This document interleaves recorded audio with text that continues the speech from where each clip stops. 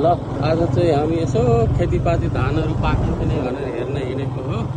अहिलेको धान यस्तो छ, खासै भएको छैन। अहिले धेरै पानी आइदियो, अहिले उसमा लास्टमा बर्खामा त त्यति आइदिएन, अहिले आइदियो, त्यसपछि खासै राम्रो भएन। यस्तो भएछ धान। अहिले नेपाललाई अलिकति मुस्किल हुन्छ होला धानको लागि। धान खासै भएन।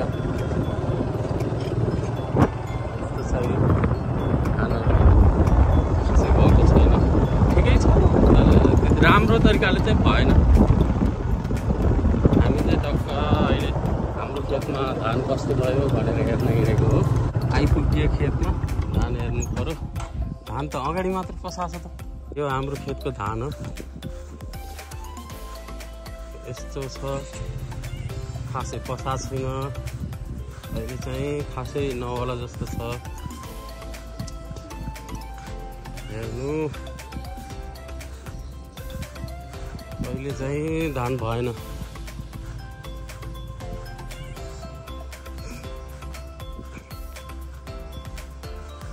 यस्तै हो,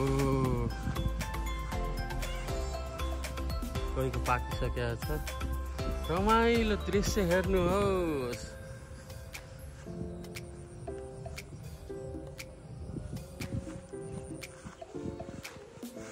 खेतमा धान हेऱ्यो, अब अर्को खेततिर जान लागेको हो। यसो धान हेरौँ कस्तो छ के छ भनेर हिँडेको हो। हिँड्दैछौँ बाटोमा। एउटा खेतको धान त अब झजरलाई देखाइसकियो के अरे। त्यस्तै छ, अहिले खासै धान चाहिँ राम्रोसँग भएको छैन। अब हुँदैछ र म अब जानु लाग्छु। अन्त धान हेर्नु पर्यो भनेर कतातिर लाग्यो है धान हेर्न। कोही धान पाकिसकेको छ, कोही बसा छैन, कोही बसाउँदै छ।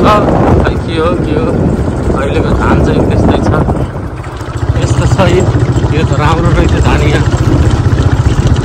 हाम्रो खेतमा आइपुगिसकेका छैन, हामी पुग्दैछौँ।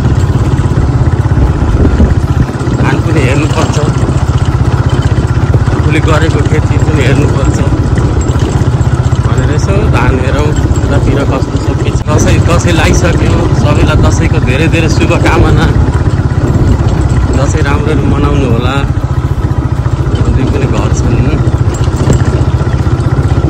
खेतमा पनि आइयो। यहाँ अगाडिको त दामी छ धान, पछाडिको खासै छैन कि जस्तो छ। यो हो खेत।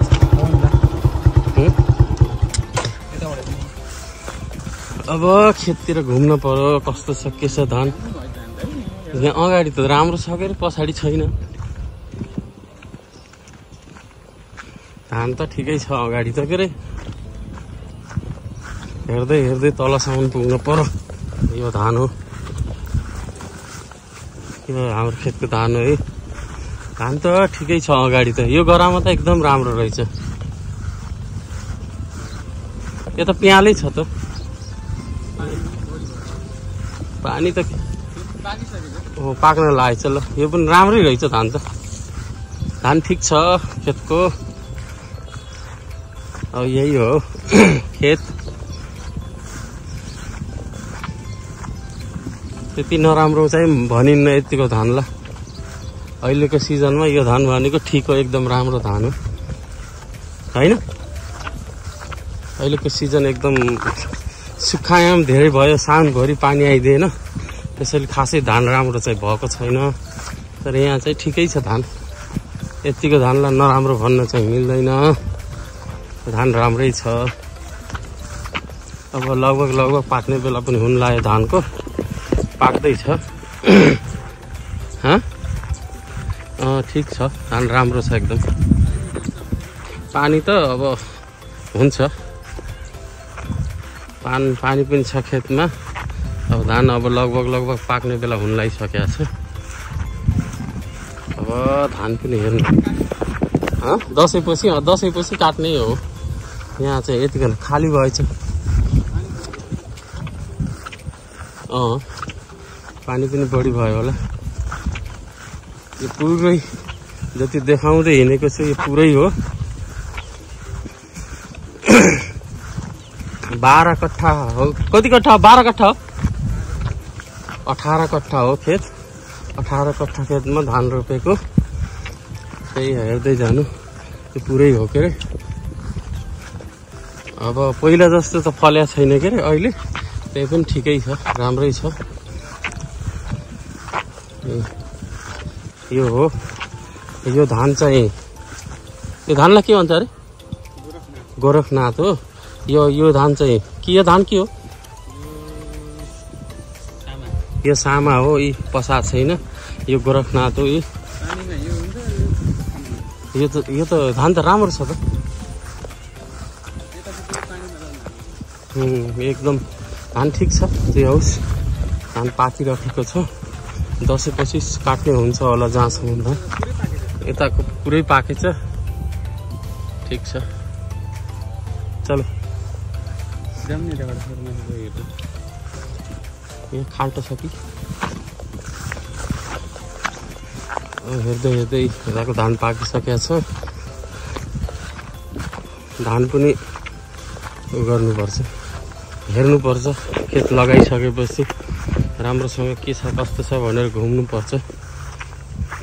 यतिको धानलाई नराम्रो धान भन्न मिल्दैन। धान राम्रो छ। पानी अलि ढिला हुनाले अलिकति धान कमजोर भएको हो।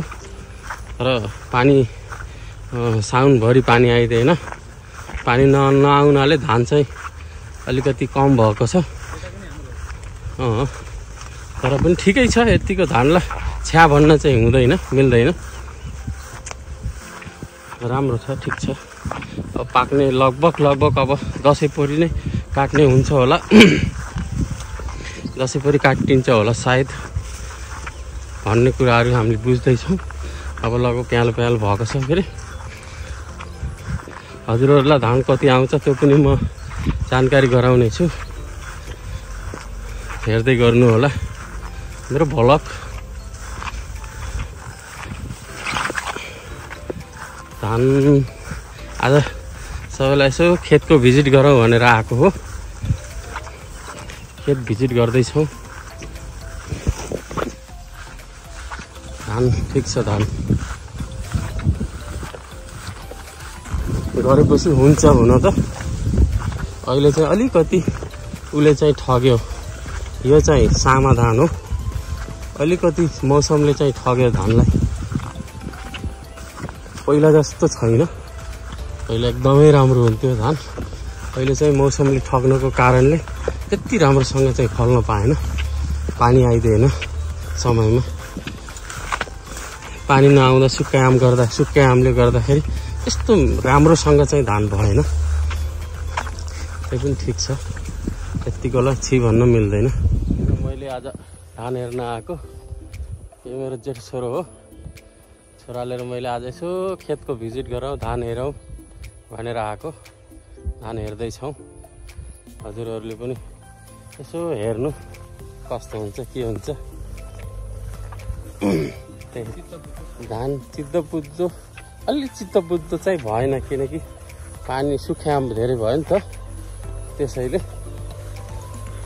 अब हजुरहरूलाई देखाइसकेको छु के अरे। हेर्दै गर्नु होला। पानी टन्नै रहेछ है। पानी टन्नै छ अझै पनि खेतमा। पानी आइथ्यो के अरे 2-4 दिनदेखि। त्यही भएर टन्नै पानी छ। ल त्यस्तै छ। हस् त हजुरहरू, अब फर्किँदै घरतिर। धान हेरियो, रमाइलो दृश्यहरू देखाइयो। अब हामी घरतिर फर्किँदै हो। तराईको माहौल चाहिँ यस्तै छ। हल्का गर्मी चाहिँ छ, तर राम्रो छ। हरियाली छ। धान पाक्दैछ। एकदम हरियाली छ। धान पाक्दैछ। अब घरतिर फर्किँदै हो हामी। यस्तै भिडियो हेर्नको लागि दीपक विश्वकर्मा युट्युब च्यानललाई सब्सक्राइब गर्नु होला। सम्पूर्णलाई धेरै धेरै धन्यवाद। लास्टमा नमस्कार पनि। अग्लो ब्लगमा फेरि भेट हुनेछ। धन्यवाद।